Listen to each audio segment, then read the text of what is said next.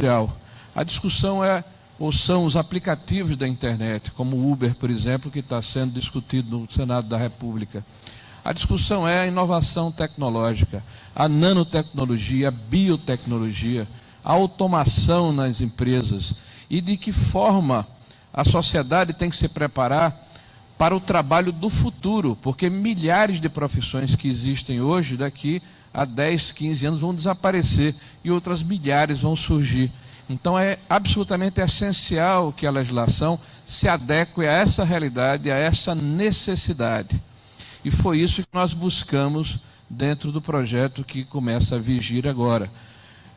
Ações como o teletrabalho ou o home office, né, como o trabalho intermitente, como a segurança na questão dos autônomos, né, a segurança para a terceirização, que é um assunto que Flávio vai falar daqui a pouco, né, hoje toda a legislação brasileira era suportada por uma súmula do Tribunal Superior do Trabalho, que era a 331, e mesmo com o projeto de lei que ocorreu no ano passado, já havia uma ação direta de inconstitucionalidade da Procuradoria-Geral da República, arguindo que, na verdade, a lei consolidava a 331, ou seja, continuava a haver, na visão do Ministério Público da República, um impedimento para que houvesse atividade fim nas empresas.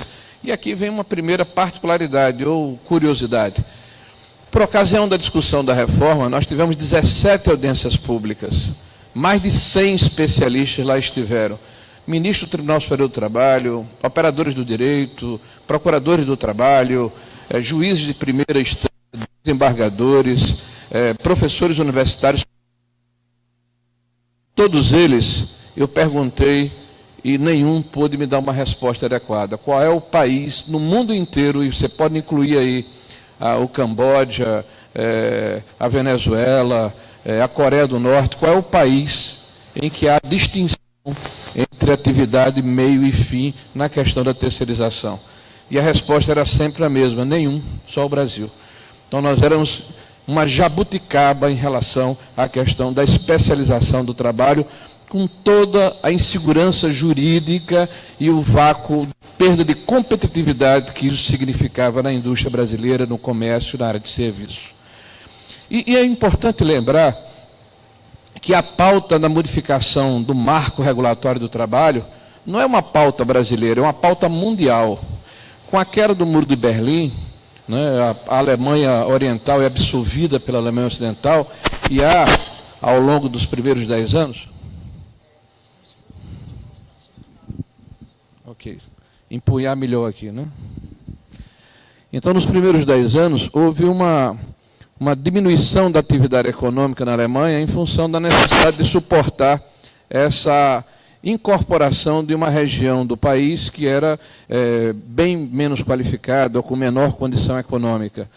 E isso tanto é verdade que, a partir do início dos anos 2000, 2003, 2004 até 2005, há uma modificação no marco regulatório do trabalho na Alemanha. E após essa modificação, a Alemanha se consolida, o que já era forte, de uma forma muito mais vigorosa, como o motor, como o propulsor do desenvolvimento europeu, como um país que tinha maior capacidade de inovar e continuar crescendo.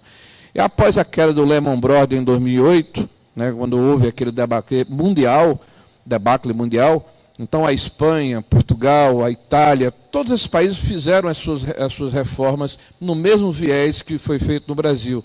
Flexibilização, novo marco regulatório, novas formas de contratação, possibilidade de resolução de conflito de forma extrajudicial, quer dizer, o mesmo sentido que foi empreendido aqui no Brasil.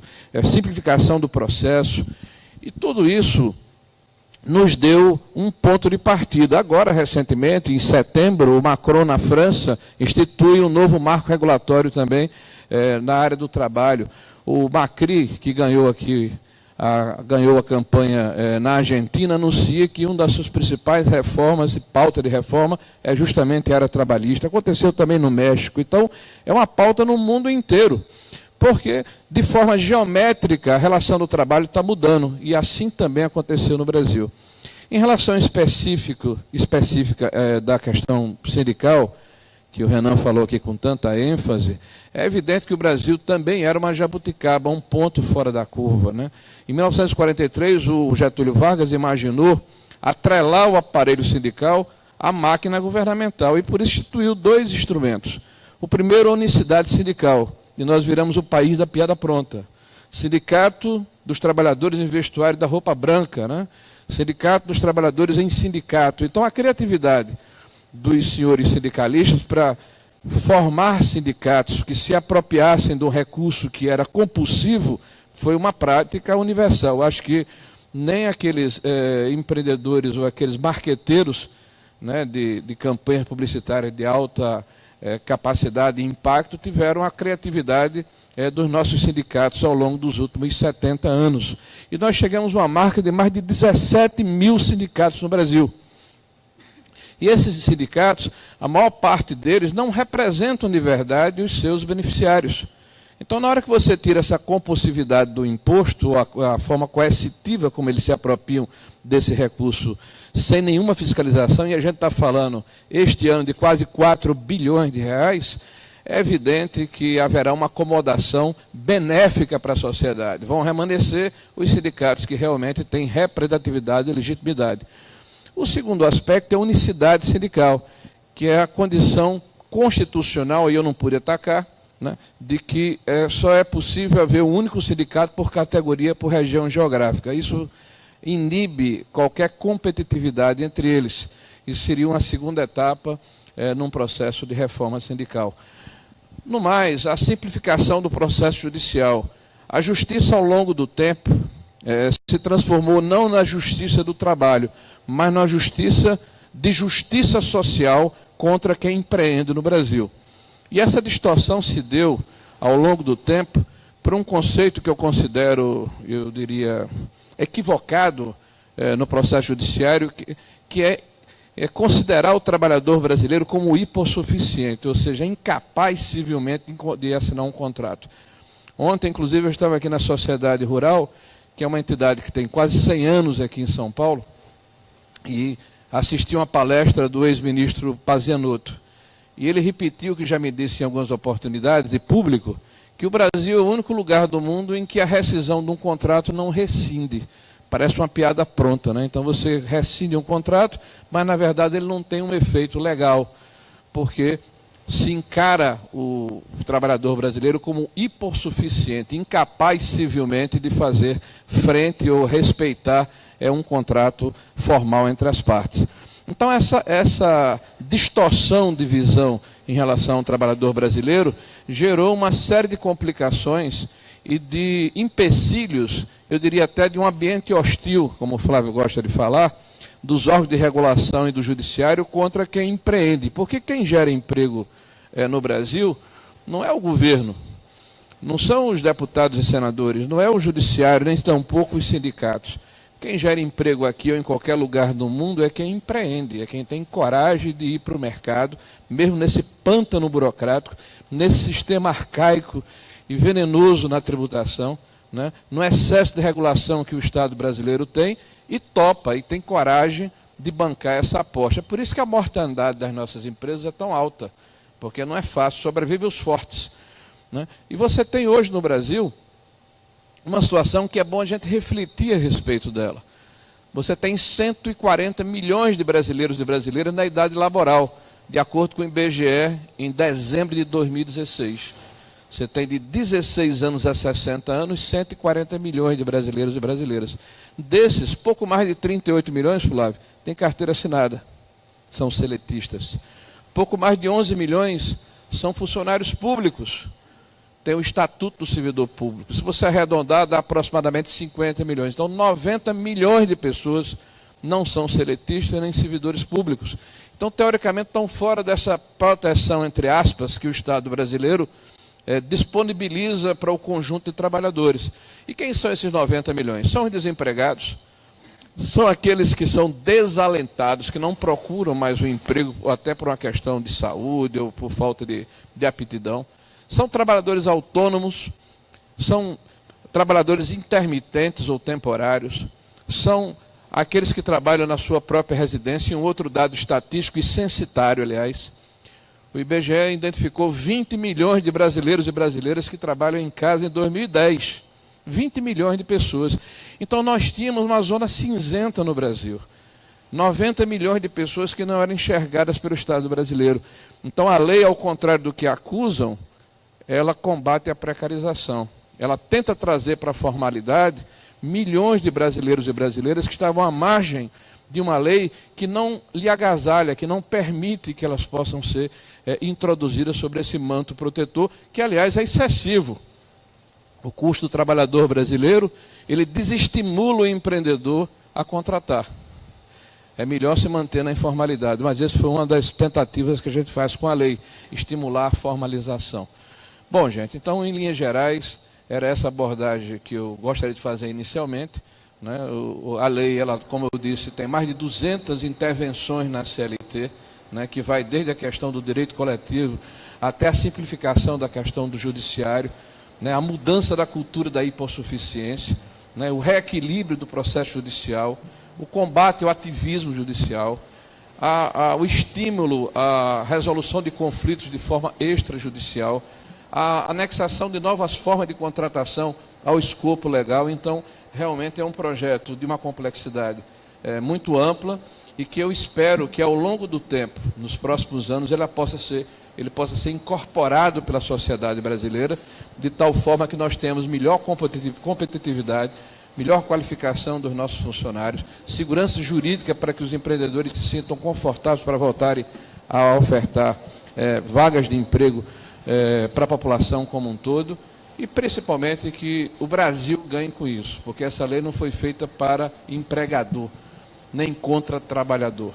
É uma lei feita para o Brasil e para a sociedade brasileira e para reintroduzir o Brasil no século XXI. Então, muito obrigado.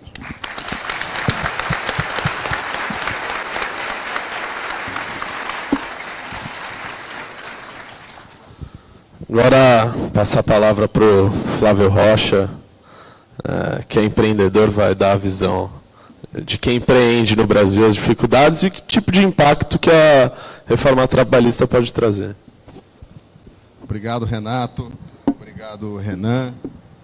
Meus queridos amigos do MBL, obrigado pela presença de todos. Eu fiquei muito honrado com esse convite, estar aqui ao lado desse querido amigo Rogério Marinho, e recebi com a mesma honra que recebo toda a missão do MBL. Eu sou um fã, um engajado, e eu acho que nós estamos realmente mudando esse Brasil, porque o MBL teve a coragem que faltou aos meus pares empresários.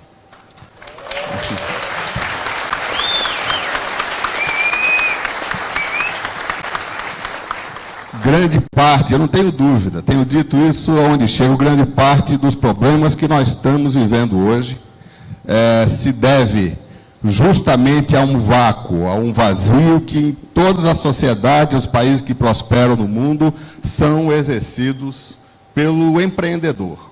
E empreendedor não é uma elite empresarial, não. O empreendedor, no Brasil, tem uma renda média que é 1/3 da renda média de um funcionário público. O empreendedor é aquele pequeno, microempresário ou pipoqueiro, né? Mas que intui a sabedoria suprema, as relações de causa e efeito das leis do livre mercado. Por isso o empresário tem esse dever, tem essa obrigação de fazer essa interlocução entre a economia e a política. Porque quando essa intersecção não é feita pelo empreendedor, aquele que encosta a barriga do balcão, aquele que intui essa sabedoria suprema dos freios e contrapesos do livre mercado, a interação passa a ser feita por uma burocracia tóxica que se apoderou do Estado brasileiro, que sabe muito de leis, mas é analfabeta numa ciência maravilhosa e necessária, que é a ciência do capitalismo.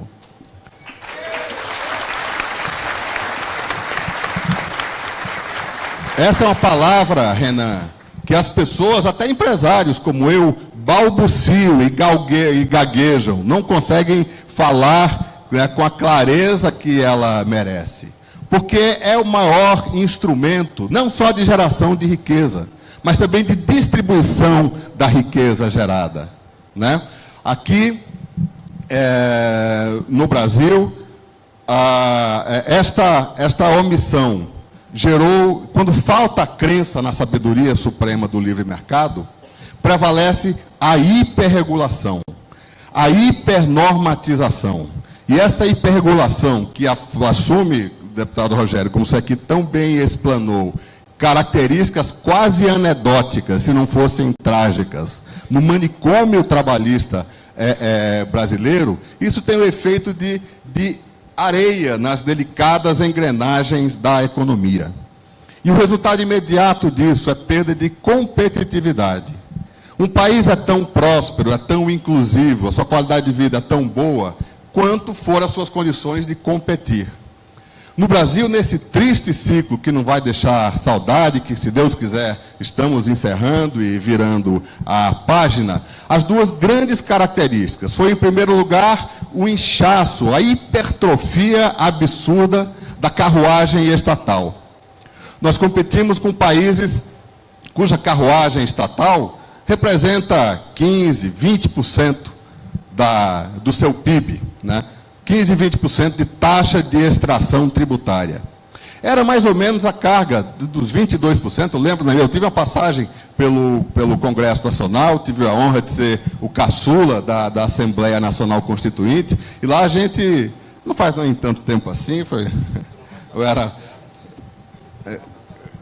O deputado Rogério me lembra aqui a única nota zero da qual eu me orgulho, que foi a nota zero no DIAP, do Departamento Intersindical de Ação Parlamentar. Eu tirei um zero na boa companhia do saudoso Roberto Campos, de Delfim Neto e de outros que realmente traziam ventos liberalizantes lá para a Assembleia Constituinte. Mas eu dizia que ali a gente subia na tribuna para se indignar contra os escorchantes, eram, salvo engano, 22% de carga tributária no Brasil. Pois é, de lá para cá, em pouco mais de 2 décadas, essa carruagem estatal, hoje bateu no pico de 2014, 37% de carga tributária, mais 10% de déficit. Se nós considerarmos aí outra perversa forma de tributação que recai sobre os ombros da população brasileira, que são os monopólios estatais, nós vamos concluir que a carruagem já é maior do que a sua força de tração. O carrapato está maior do que o boi, Renato, né?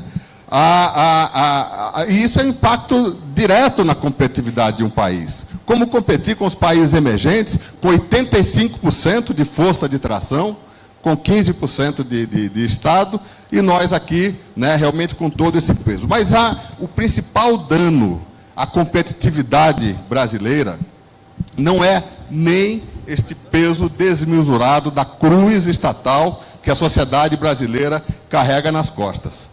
O principal dano que nos coloca em posições humilhantes em todos os rankings de competitividade que a gente vê. O mais conhecido é o Doing Business, do Banco Mundial. E o pior é que a gente cai a cada nova edição. Na última edição nós estávamos em 125º no universo de 140 países, né? Isso não tem apenas a ver com o tamanho do Estado, tem a ver com o fechamento do cerco burocrático. O Alexis aqui fala brilhantemente sobre isso, sobre a irracionalidade, né, desse fechamento, das dificuldades de ordem burocrática, daqueles que efetivamente não entendem as relações de causa e efeito do mercado, né?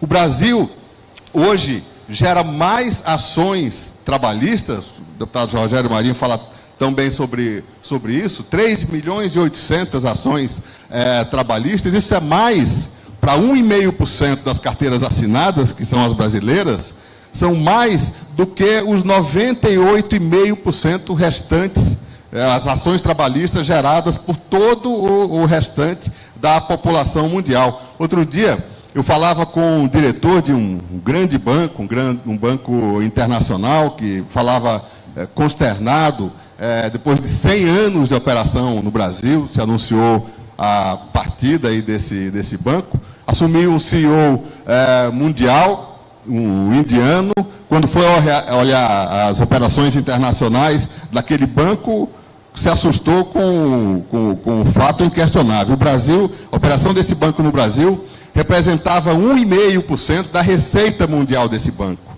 Mas ele gerava, a operação brasileira gerava 93% das ações trabalhistas. Quer dizer, quem paga o maior peso por isso, é justamente o elo mais frágil. Porque só tem prosperidade, conquistas sociais, advém de uma coisa chamada prosperidade. Não é a caneta pesada do regulador, né? É a prosperidade, é a demanda por mão de obra, é a atratividade ao investimento. É quando nós sairmos dessa posição de 100º, 20º lugar, e o próprio Banco Mundial já anunciou que a Lei Rogério Marinho, só a reforma trabalhista, vai fazer o Brasil galgar 35 pontos no ranking de competitividade do Brasil, né?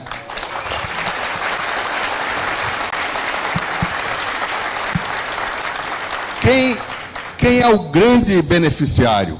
É o trabalhador, é aquele que vai ter esses 14 milhões de desempregados excluídos por esse processo de perda de competitividade no Brasil. Falando um pouco, talvez esse tenha sido o motivo do MBL ter me convidado para cá, porque ganhou visibilidade nacional um episódio que poderia ter sido um sapo a mais, como os vídeos que o Alexis aí apresenta, mas eu achei que naquele momento, aquele sapo eu não deveria engolir. Eu tinha que colocar a luz do sol em cima daquele episódio. Eu quero falar um pouquinho da minha missão de vida, né? O Mark Twain dizia que os 2 dias mais importantes da sua vida são o dia que você nasceu e o dia que você descobre o porquê.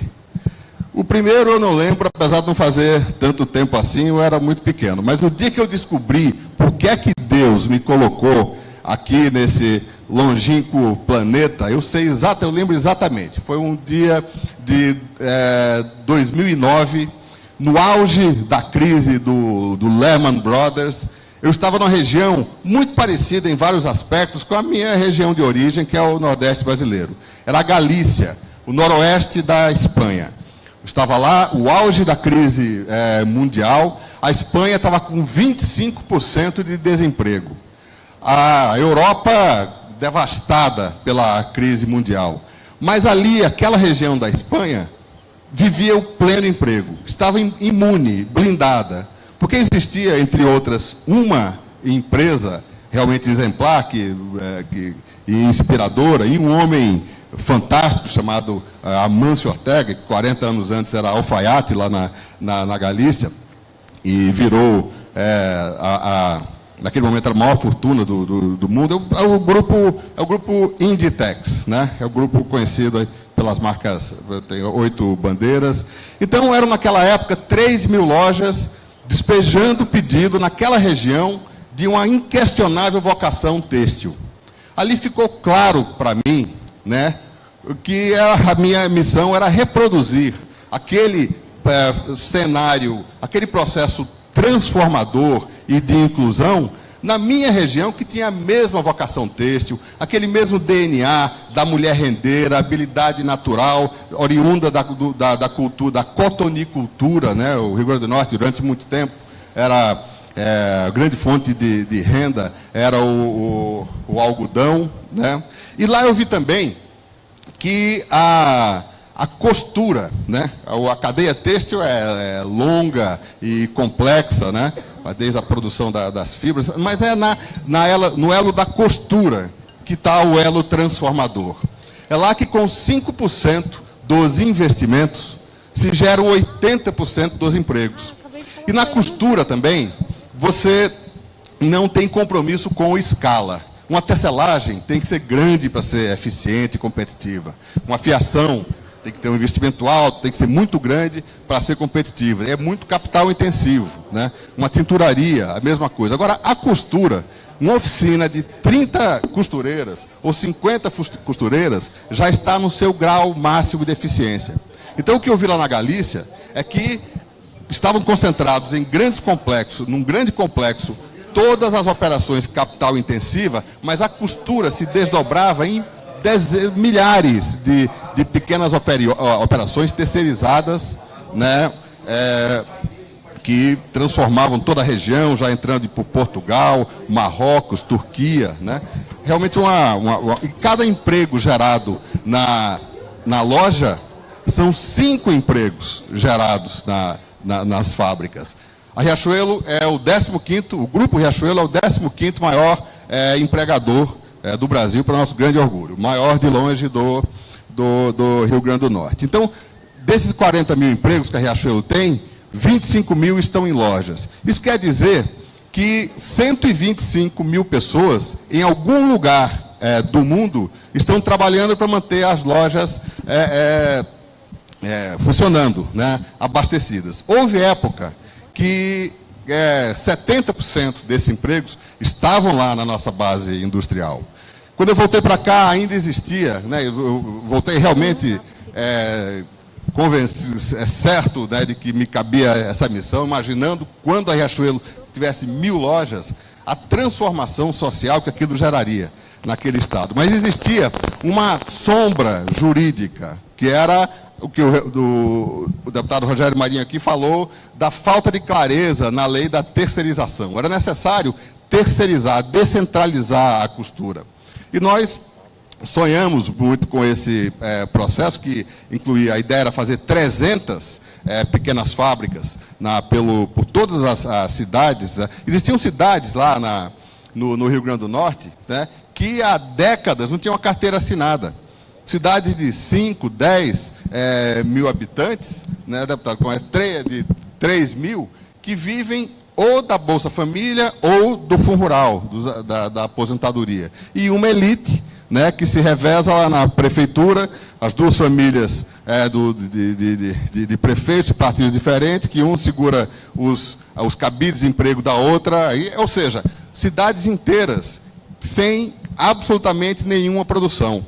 A chegada, quando foi aprovada a lei da terceirização, nós vimos que chegou a hora de fazer essa transformação. E o projeto era de 300 fábricas, espalhadas em todos os interiores. Foi realmente começou uma transformação na cidade. As cidades que, sem nenhuma atividade econômica, ganhavam a sua primeira oficina, isso se desdobrava, aparecia lá uma oficina de moto, ganhava cabeleireiro, atividade econômica começava. É uma coisa seminal, é uma coisa fertilizante, né, da economia. Quando estava na 60ª oficina, veio uma ofensiva violenta do parte das autoridades, né, sem nenhum compromisso com a qualidade de vida do trabalhador, e o resultado foi que aconteceu algo que há males que vem para bem. Eu tenho certeza que o que aconteceu lá impediu esse movimento antirreformista que estava aí se desenhando para boicotar a conquista que foi a reforma trabalhista. Ele já se desenhou. E isso mostrou, foi uma pequena amostra em escala menor, que ajudou, talvez, a garantir que a reforma tributária, a conquista da reforma trabalhista, veio para ficar e vai vingar. Foi uma autuação, né, com base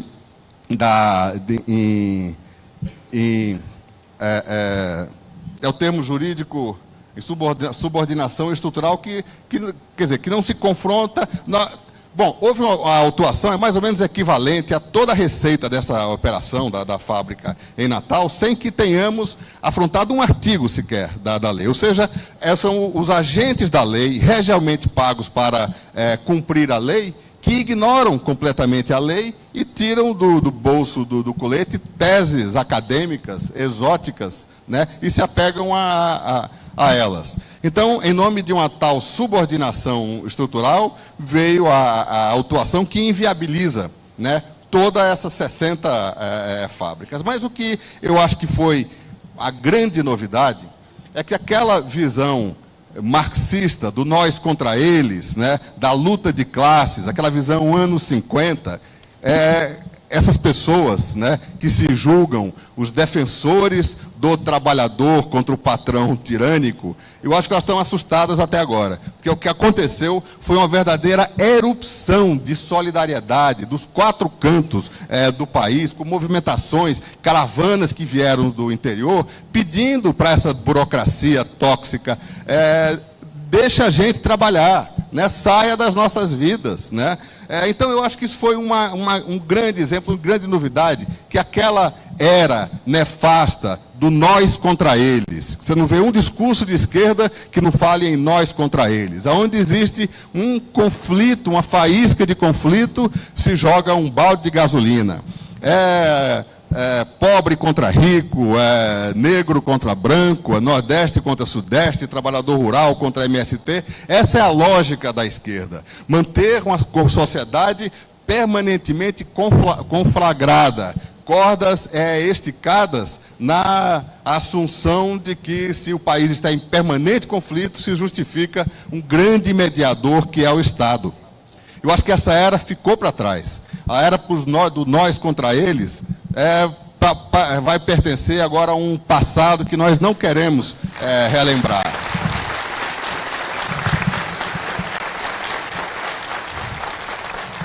Porque, meus amigos, já partindo para encerrar, o maior instrumento, e digo isso, por isso a importância de um papel do empresário, né? De que o empresário deixe de ser o empresário moita e ganhe um novo patamar de cidadania. Porque a empresa privada, da mesma forma que o Estado tem a visão do nós contra eles, é o acirrador de conflitos, a empresa privada é a mais genial máquina de solução e de precificação dos conflitos, né? O líder empresarial moderno não é aquele que se coloca na condição de cão de guarda do acionista. O líder moderno, aquele que lidera empresas vitoriosas, são aqueles que se colocam acima dos interesses pessoais. O interesse do trabalhador, o interesse do acionista, o interesse do consumidor, o interesse do fornecedor, e se coloca no patamar elevado do propósito. Porque o interesse afasta, o propósito faz convergir. A Riachuelo tem um propósito maravilhoso que tira a mim e os 40 mil colegas de trabalho, os missionários da democratização da moda, da cama, que é dar acesso a esse mundo maravilhoso da moda. Então isso faz convergir, né? E todos aprendem rapidamente que, se a Riachuelo ou qualquer outra empresa conseguir o seu propósito de dar acesso, levar esse mundo maravilhoso da moda para literalmente dezenas de milhões de consumidores brasileiros, o bônus do executivo está maximizado, o dividendo do acionista está garantido, a maximização do salário do trabalhador está assegurado, uma relação duradoura e lucrativa com o fornecedor está assegurado. Então, essa é a diferença. Eu acho que é isso que define esse ciclo que nós estamos mudando. O ciclo estatal do nós contra eles para o ciclo do protagonismo individual, da empresa privada, que é uma máquina de solução quase mágica dos conflitos em uma sociedade conflagrada. Então,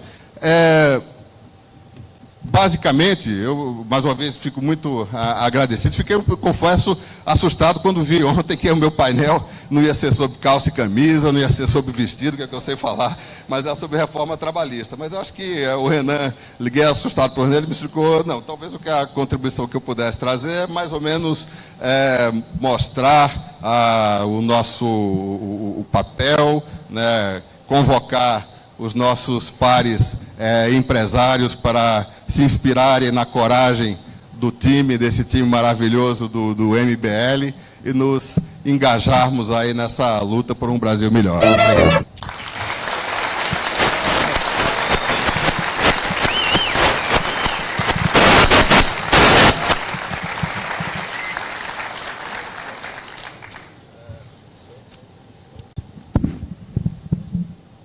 Som.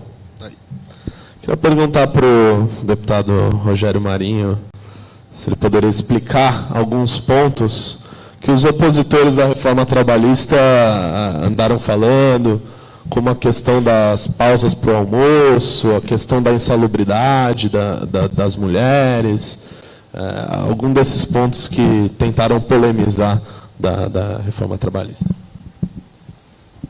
Bom, antes de responder, dizer que é sempre bom ouvir alguém que está com a mão na massa, né? Porque normalmente nós temos aqui professores de Deus, né? Pessoas que querem falar a respeito da vida dos outros sem ter a prática, né? Então, ouvir Flávio Rocha aqui é sempre muito bom, né? Porque é uma história de vida de um empreendedor. E aí eu me reporto ao seu pai, né? Que começa como mascate, né? Vendendo de porta em porta, sendo alfaiate, né? Vendendo em lojas pequenas do interior de um estado como o Rio Grande do Norte, e hoje é a maior loja de varejo na área de confecção do país. Então é uma história que nos dignifica a todos, porque mostra que as oportunidades, elas são parecidas, alguns agarram, outros não, né? E é bom que a vida seja assim, né? É a beleza do empreendedorismo, né? O processo de elaboração do projeto de lei, ele foi precedido de muita negociação e de muita discussão. E o produto final, é importante dizer aos senhores e senhoras aqui presentes, esse é o segundo projeto que foi mais emendado da história do Congresso Nacional, o segundo. Depois dele, só o Plano Nacional de Educação. Nós recebemos na primeira fase 1.450 e tantas emendas, ou seja, propostas de alteração do projeto original por parte do Legislativo. E essas emendas são somatório da pressão da própria sociedade. Eu recebi, nesse período de 7 meses, no meu gabinete, que é um gabinete pequeno na Câmara Federal, quase 800 pessoas, de 70 e tantos grupos diferentes de empresários, de trabalhadores, de pessoas ligadas à universidade, de pesquisadores. E essas pessoas todas trouxeram demandas das suas respectivas realidades, ou seja, quais eram os gargalos, quais eram as dificuldades que a vida real lhes dava em relação ao processo da relação do trabalho. Então, por exemplo, na questão da mulher, que foi muito comentado de forma, eu diria assim, deliberadamente equivocada na sociedade, desculpe, na imprensa, né? A lei da CLT, que está vigente até ontem, que acabou hoje numa nova etapa, de 1943, por exemplo, proíbe a mulher taxativamente de que ela possa demandar em juízo sem autorização do seu marido. Então, um dispositivo na lei que existia até hoje, que foi retirada hoje da lei. Há um outro dispositivo que impede que a mulher peça uma condição melhor de trabalho se o proprietário da empresa que ela trabalha for o pai, o irmão ou o marido. Então, ela não pode pedir condições boas de trabalho se o proprietário for alguém da família dela, do sexo masculino. Então, essas questões todas nós retiramos da lei. E no processo da insalubridade, que foi capa de site de notícia, foi de jornais, e foi colocado como se fosse uma questão contrária à mulher, nós recebemos vários grupos de empresários e de grupos ligados ao movimento feminino nos dizendo o seguinte: em 2015, a última alteração feita na CLT dizia que era impeditivo, era proibido que a mulher trabalhasse em ambiente insalubre se ela estivesse grávida ou lactante. Ora, quem é contra uma situação como essa? Quem quer afetar a vida da mulher ou do seu filho, né? Mas qual foi o efeito colateral desse exemplo que é típico do excesso de proteção que desprotege? Ou então do excesso tutelatório do Estado que, com a boa intenção, desorganiza a economia. Imaginem vocês, por exemplo, uma clínica médica ou um hospital.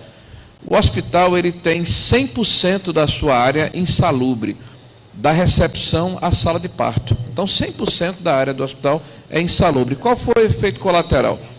Os hospitais grandes do país, principalmente do sul do país e aqui em São Paulo e Minas, não estavam mais contratando mulheres com idade de ter filhos, né, para serem médicas, enfermeiras, fisioterapeutas, atendentes, né, porque a legislação lhes daria a seguinte situação: a mulher, uma médica, por exemplo, estudava para ser médica, ingressava no hospital, com 2 meses conhecia um outro médico, se via grávida, né? Ou casado ou namorando.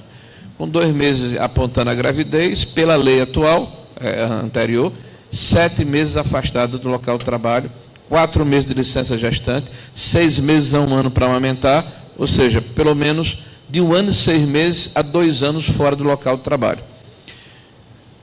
Efeito colateral: os empresários não estavam mais contratando mulheres com idade de ter filhos, só mulheres acima de 50 anos ou homens para uma atividade que as retirava do mercado de trabalho. O que é que nós fizemos? Nós chamamos a bancada feminina na Câmara, nós chamamos são 54 mulheres, vieram 42. E nós colocamos o problema para elas. Então, a proposta que foi feita e foi aprovada foi uma proposta vinda da bancada feminina na Câmara. Foram as mulheres que propuseram esse artigo. E o que é que diz o artigo?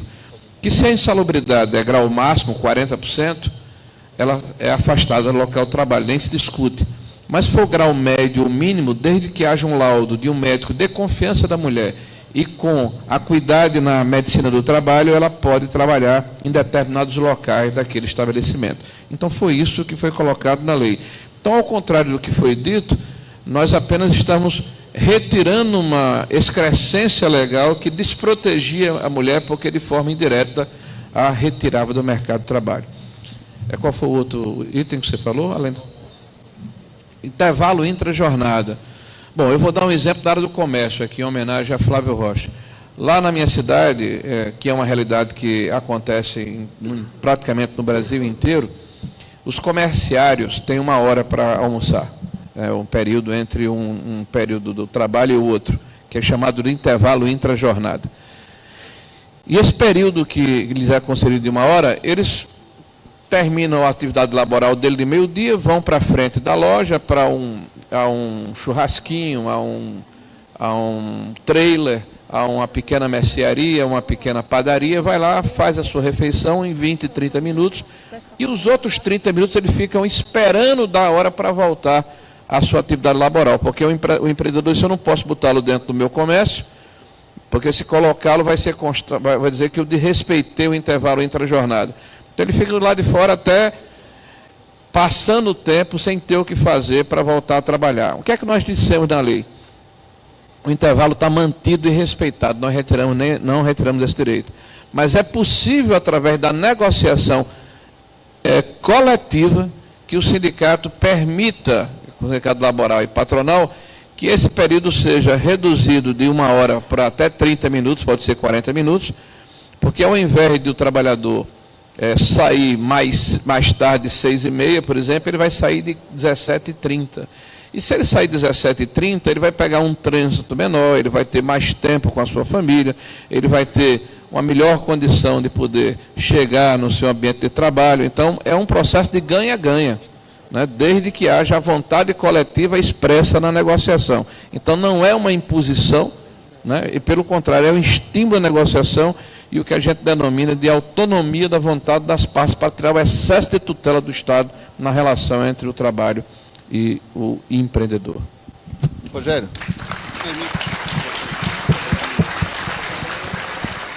Só para ilustrar, Renato, o que o Rogério disse, lá nessa unidade de Natal... Alô? Na nossa unidade de Natal, nós fomos solicitados exatamente esse assunto. O refeitório ficava dentro do mesmo complexo, né, e se solicitou, a comissão dos nossos colaboradores lá pediu para reduzir exatamente 15 minutos, né, a jornada e liberar todo mundo 15 minutos antes. Isso foi homologado em ambos os sindicatos, homologado na Justiça do Trabalho, 10 anos se passaram, quando até que hoje, antigamente os advogados de porta de cadeia, agora abundam lá os de porta de fábrica, né, caçando oportunidades, aí com certeza as oportunidades vão escassear agora com a nova lei, mas se iniciou uma verdadeira enxurrada de ações trabalhistas. No fim, foram 30 mil ações trabalhistas, porque tem também a rotatividade aí desse período, né? E o fato que foram os próprios trabalhadores que perderam, porque hoje não tem mais direito a esse. Tivemos que voltar ao intervalo de 1 hora e todos têm que ficar lá esperando completar o intervalo. Agora, com a nova lei, esse problema... E o seu testemunha, quando você chega lá na empresa dele, fui algumas vezes lá, você vê os trabalhadores sentados no canto, olhando para o tempo.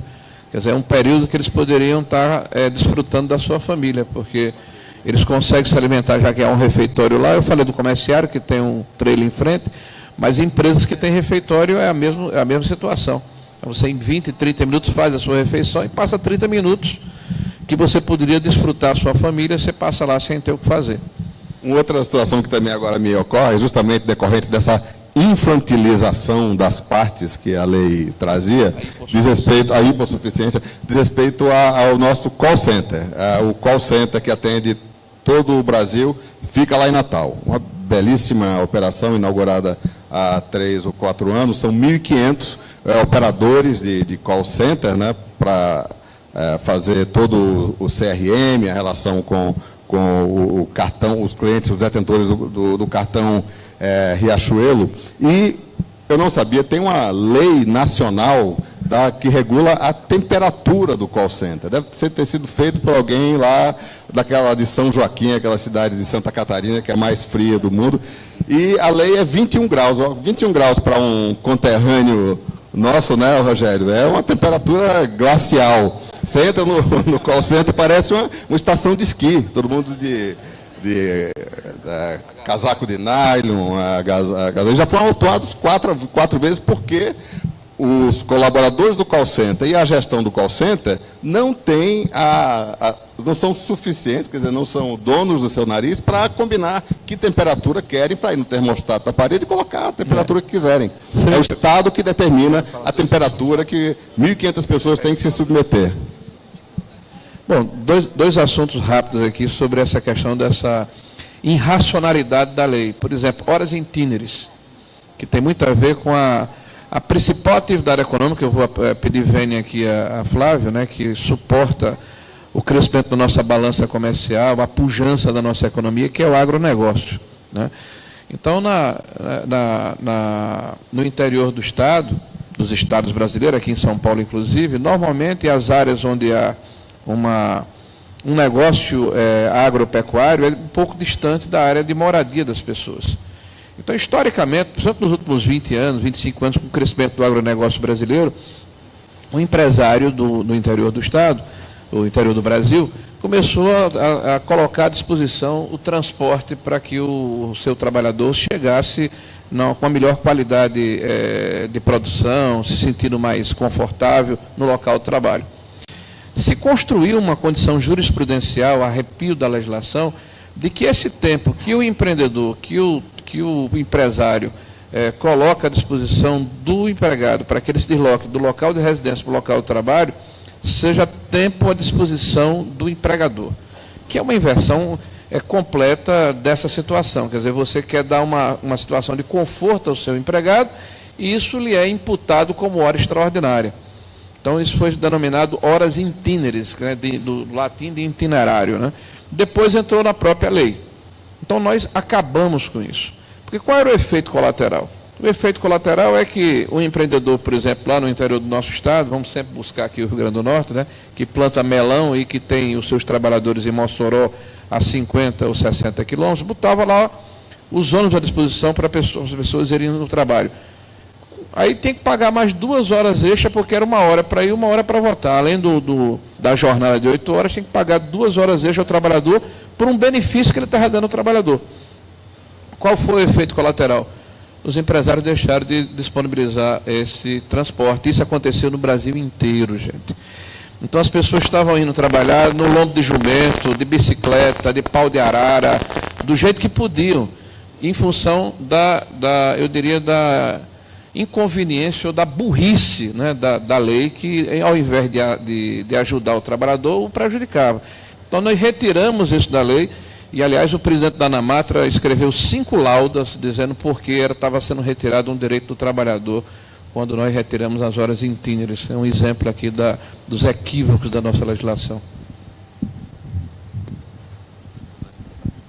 Bom, pessoal, infelizmente o tempo urge aqui, a produção está me avisando aqui, o pessoal da organização, a gente não vai dar para abrir para perguntas. Mas antes de finalizar, queria perguntar para o Flávio. Ano que vem é ano eleitoral, e eu particularmente gostaria que você tivesse no pleito para qualquer cargo, assim. Quero saber se você tem alguma pretensão nesse sentido. Acho que não sou só eu. Obrigado, Renato. Eu já cumpri, como se diz na minha terra, já paguei essa matéria. Os 2 mandatos de deputado federal foram de aprendizado muito grande, mas é lógico que nós estamos aqui para ser o mais relevante, os mais úteis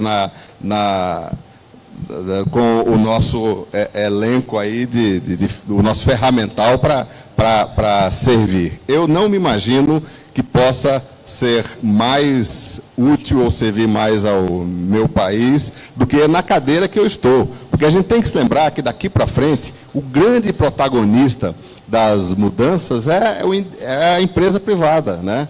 Eu me sentiria... que já teria sido justificada aqui a minha passagem pela vida, se eu pudesse cumprir a minha missão de vida que eu me autoatribuo, que não é nada modesta, é uma missão bastante ambiciosa, bastante arrojada. Eu quero fazer pelo Rio Grande do Norte e pelo Nordeste o que um gênio chamado Amâncio Ortega fez pela Galícia. Isso é mais do que qualquer governador de estado possa fazer. Antes de encerrar, dá um minutinho aí para as considerações finais de cada um. Oi. Bom, primeiro agradecer aqui o espaço, aqui a oportunidade, e dizer que nós estamos assistindo aqui também, na política brasileira, exemplo do que está acontecendo na reforma trabalhista, um movimento novo, né, que o MBL é protagonista, né?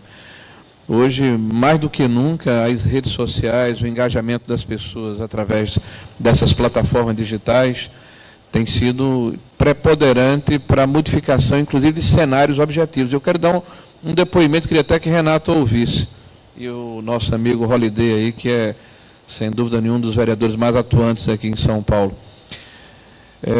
Eu estou há 3 mandatos na Câmara Federal, e lhes asseguro que o que acontece na rede social influi muito na cabeça dos parlamentares. Tá? Os senhores deputados e deputadas que estão lá no parlamento estão muito atentos ao que está acontecendo nas plataformas digitais. Então, esse engajamento é cada vez mais importante. Vocês não esmoreçam. Tá? Para se fazer diferença, é necessário que haja a manifestação. Flávio fala muito aqui do empresário moita, quer dizer, aquele que se omite. Eu digo, Flávio, que nos últimos 13 anos houve uma conivência extraordinária entre aqueles que estavam ganhando, né, com a situação do crescimento econômico do Brasil, mas ao mesmo tempo estavam se permitindo que deixasse acontecer o que aconteceu com o nosso país, né, no campo social, no campo moral, no campo econômico, o enorme retrocesso que nós, infelizmente, tivemos. Eu quero dizer, Holliday, que as pessoas não se apercebem do buraco que o Brasil entrou.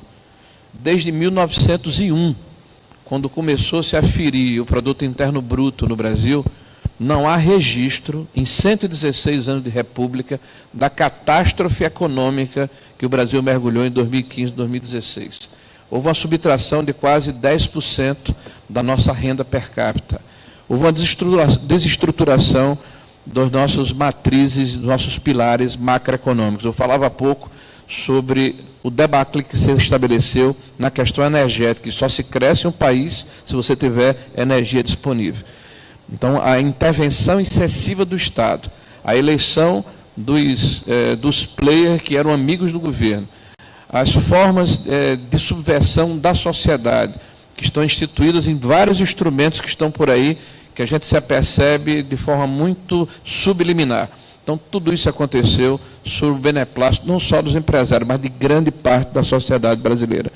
Então, cada vez mais é importante estarmos atentos ao que está acontecendo, darmos a nossa parcela de contribuição, nos mantermos engajados, cobrando daqueles que são os nossos representantes, buscando uma mudança que é salutar, que é saudável, mas, como diria Winston Churchill, até rebatendo aqueles que defendem a intervenção militar. A democracia é o pior dos regimes que existe no mundo, exceto todos os demais. Então, muito obrigado aí, vamos à luta.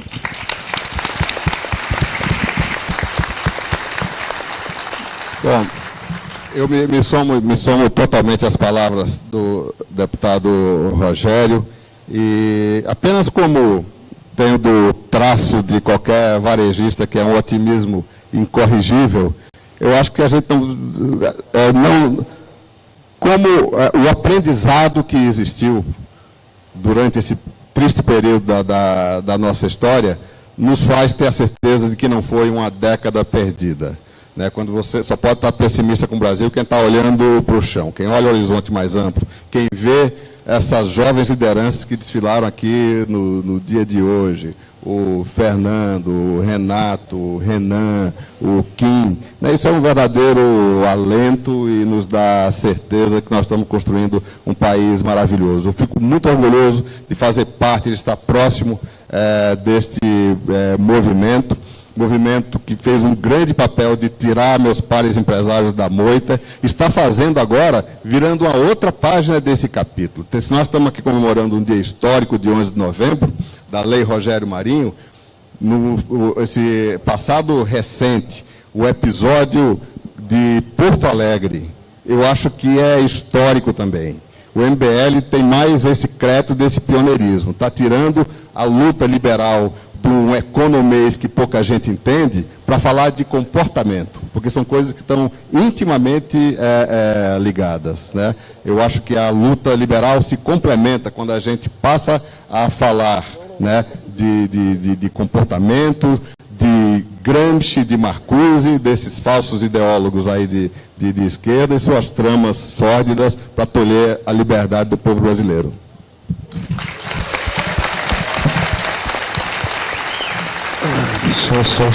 Senhoras e senhores, Rogério Marinho, Flávio Rocha, muito obrigado. Muito obrigado.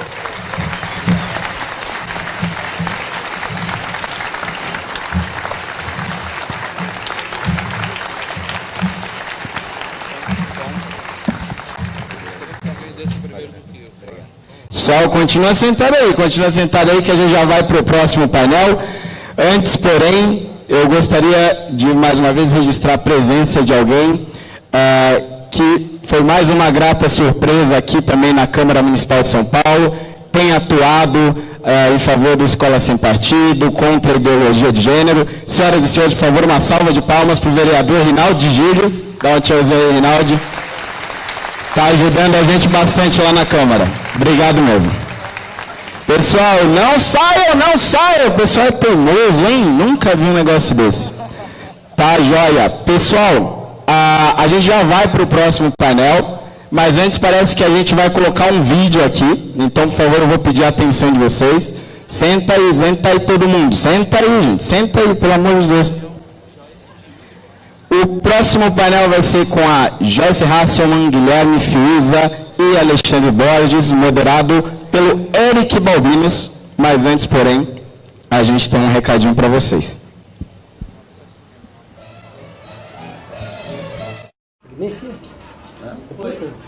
Voltamos aqui, bastidores do terceiro congresso do MBL News. Do MBL News não, do MBL. Com o Rubinho, porque a bancada do chapéu, hein? Exatamente, a bancada do chapéu, sem chapéu aqui no congresso do MBL. Pessoal, espero que vocês estejam gostando. Tivemos agora um painel sensacional. O que você achou desse painel aí, Rubinho? Salsicha, eu achei um dos melhores painéis que tivemos até agora, especialmente porque hoje, 11 de novembro, é um dia especial. Primeiro pelo terceiro congresso, um congresso que está sensacional, está muito grande, e principalmente porque hoje começa a viger a reforma trabalhista, que foi o tema do... E não foi combinado, hein? Não foi combinado. Não combinamos, mas calhou do nosso congresso cair aqui hoje, no dia que iniciou essa reforma, começou a entrar em vigência essa nova lei aí da trabalhista. Exatamente, uma lei que vai trazer mais empregos, mas principalmente tem uma grande conquista para você, trabalhador, que era roubado todos os anos pelos sindicatos, que tiravam um dia do seu suor de trabalho para colocar no bolso de pelegos. Então, a partir de agora, o imposto sindical não vige mais. O que você acha disso, Salsicha? Eu acho maravilhoso. Uma coisa que a gente sempre fala aqui, na visão liberal, um liberal ele não é contra um sindicato. O sindicato é algo totalmente legítimo, né? Você se juntar com a sua categoria para procurar suas reivindicações com as empresas é algo totalmente aceitável e um negócio totalmente legal. O problema é você obrigar as pessoas a darem um dia de trabalho delas por mês para um sindicato. Isso é um absurdo. Não, isso é uma vergonha, é uma norma que existia, uma norma abjeta. Como você bem colocou, o sindicato é uma coisa necessária, mas ele deve existir tal qual uma associação, tal qual um movimento. Participa dele quem tem interesse. Não é uma coisa compulsória, obrigatória, um imposto. Tirar dinheiro do trabalhador para dar para sindicato é uma coisa inexistente. A liberdade de se associar, que é uma garantia constitucional, ela tem que ser observada por todos. Então, essa lei que o PT tanto briga... Vamos lá. Tá chegando mais gente aí, pessoal. Estamos então, a aqui gente vai ajeitando com uma visita. coisa... Vamos interromper o que o Rubinho tá falando. Por favor, Flávio, entre aqui no nosso MBL News. Tudo bom, Flávio? Tudo bom? Parabéns pela Flávio, palestra. parabéns pela palestra, muito Obrigado. boa. Senta aqui, por favor, uma honra ter você aqui. Flávio, eu nem sei o que falar aqui, porque depois de tudo que você falou, eu tô até aqui meio, né? O que vamos falar? Põe pra trabalhar. Flávio, estamos aqui ao vivo no MBL News. O que você tem pra falar pra gente? Como que você achou da palestra? Pode falar tudo, porque hoje é um dia especial. Ô, né? Alexandre, eu realmente fico orgulhoso dessa nossa ligação, dessa nossa amizade, do que o MBL tem feito. Eu acho que quando se escrever a história do Brasil, vai ter que ter um capítulo sobre este trabalho maravilhoso. Eu me referi agora, eu tenho assumido a culpa, em nome do empresariado brasileiro, da omissão que aconteceu dos nossos pares empresários. Acho que grande parte das mazelas que estamos vivendo foi justamente pela falta de um vácuo que se formou, de um papel que o empresário tem a obrigação de fazer, que é essa interlocução entre a política e a economia. Nós fomos omissos. A figura do empresário Moita é a grande culpada. E foi graças à coragem do MBL que esse debate se abriu, né? O MBL trouxe a coragem que faltou à classe empresarial. E isso teve um efeito muito positivo, porque hoje a gente vê realmente o maior protagonismo daquele que tem a obrigação de ser o guardião da competitividade no Brasil. Empresário não é uma elite econômica, não. O salário médio de um empresário é 1/3 de um funcionário público. Mas ele tem um papel fundamental nessa correlação, nessa intersecção entre política e economia, porque ele intui como é que o mercado funciona, né? E o papel do MBL de deflagrar esse debate, que estava ganhando a feição de um monólogo de esquerda. Então é isso que eu acho que foi o grande pavio deflagrador dessa virada de página que a gente está vendo.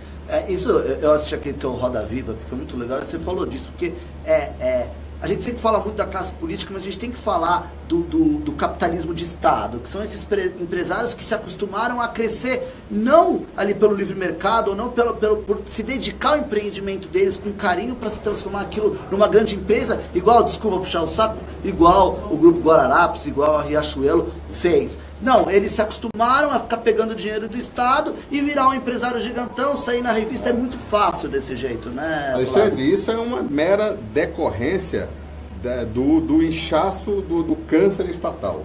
Quando o Estado cresce a esse ponto, o Estado já é quase maior, já é talvez maior do que a parcela produtiva da sociedade, né? É como se o carrapato tivesse ficado maior do que o boi. Quando o Estado fica tão grande e o Estado se dá, da sua arrogância, ao direito de escolher campeões nacionais.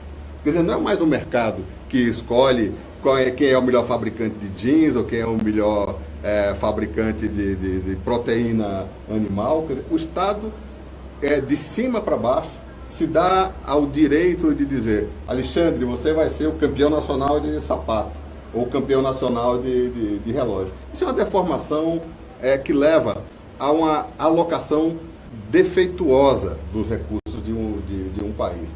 Agora, pior, ontem eu tive com uma pessoa que eu considero genial, virei fã e leitor assíduo, que é o professor Marcos Troijo, de Colômbia.